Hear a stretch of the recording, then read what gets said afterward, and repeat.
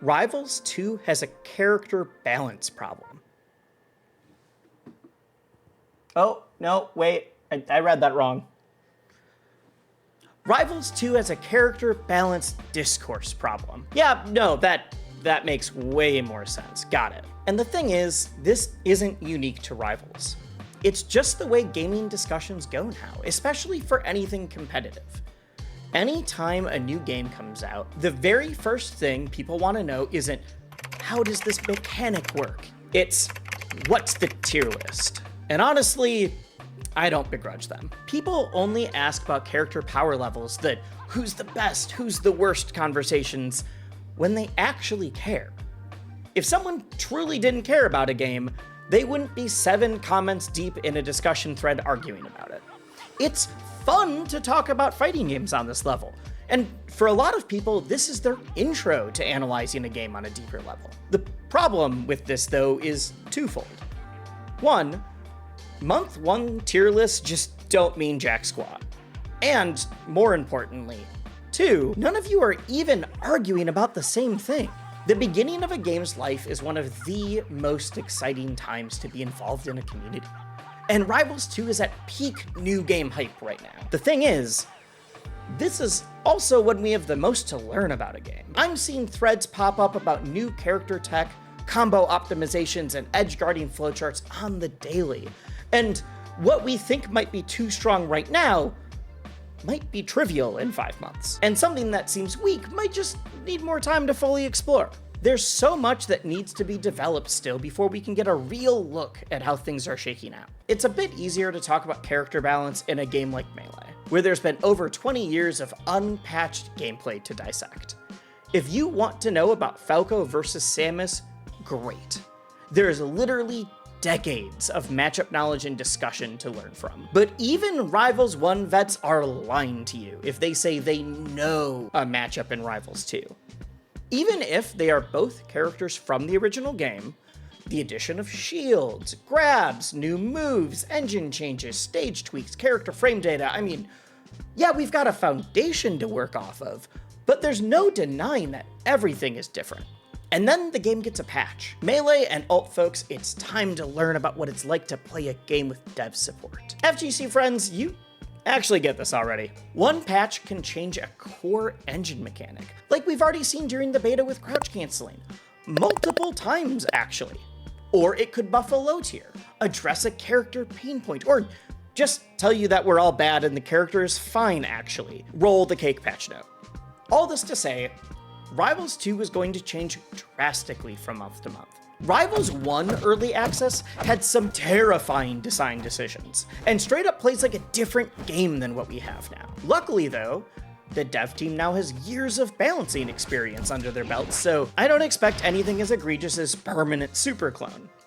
But it's still gonna change, and it's gonna change quickly. Even with how good the game feels right now, I'm expecting that 5 years from today, we'll be looking back at some of the Rivals 2 launch designs in loving abject horror, the same way we do with Rivals 1. None of this is going to dissuade people from making day 1 tier lists, nor do I really want it to, honestly. At the very least, early tier lists can tell you what characters feel strong before you learn all of the knowledge checks, or learn the matchups, or who's trickier to use, but might have a higher skill ceiling. And that's all I want, really, for people to have that kind of understanding in their back of their minds during all of this, because from what I can tell, half of you guys are arguing about totally unrelated things. The bigger problem with these kinds of arguments is that they totally flatten all nuance and depth of discussion. I am losing my mind every time I see 2 people arguing about if Loxodon is bad, because to one person, Elephant is bad means that they're the worst character in the game.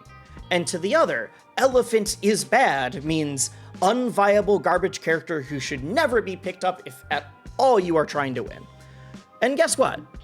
Those aren't the same thing. You can be the worst character in Rivals and still win a major. I will stand on business here. I've been saying this since Rivals 1, and it definitely still applies to Rivals 2. I do think that Lox is the worst character in the game currently, and yet there were 5 elephants in top 48 of Riptide.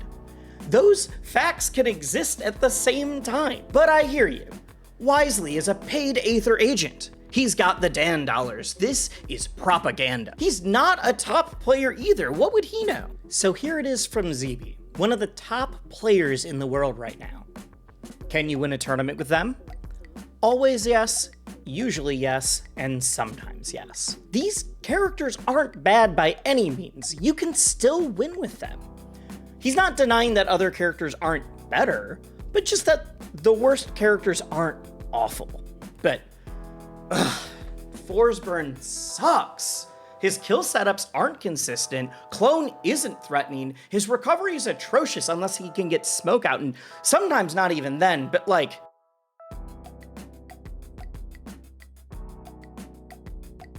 I mean, yeah, he's still pretty good. Hey, wait. Quick update. Since writing and recording most of this video, we're already starting to see this play out on the national scale. Nog made huge plays at Luminosity Makes Moves Miami, placing second with locks, while MKLeo made a run to third playing Forsberg. Evil Nardwar's Elephant is a consistent top 32 threat at big events. Pikmon and Shippy are both putting up huge numbers with fours, and Omar, yesterday, just got top 8 at Heatwave with Loxodon. We're starting to see the game play out a little bit. You just give it a little bit more time. But if you say worst in the game to a lot of people, they will immediately hear bad character. And that's just not true for Rivals. And I get it. I play Melee. I'm not gonna be out here telling people to main Pichu. We just need everyone to understand the framework we're starting from with these discussions.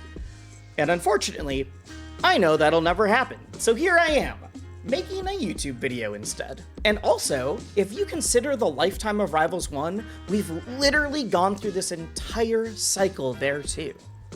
People constantly talked about how Crag was awful at the top level. And yet, for multiple seasons, Crag was the most common main among the top 50 players.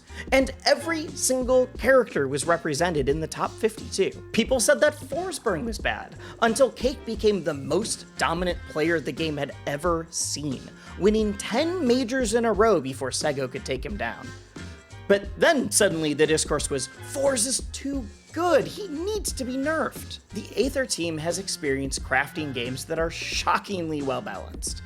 And Rivals truly is a modern fighting game now, with the patch notes, gameplay tweaks, and balance to back that up. But being a modern fighting game comes with modern fighting game discourse, and so the cycle keeps spinning. We are literally going through the Forsburn is bad wash cycle right now. So I'm sure that the Forz is busted rinse is shortly to come. Just keep pushing the meta, exploring the game, fleshing out matchups, and figuring out your tech. We're 1 month into a game with a 10-year roadmap. And it's fine to talk about characters and make tier lists. Go have fun. Just like, make sure the lowest tier is B at the worst, or I will laugh at you.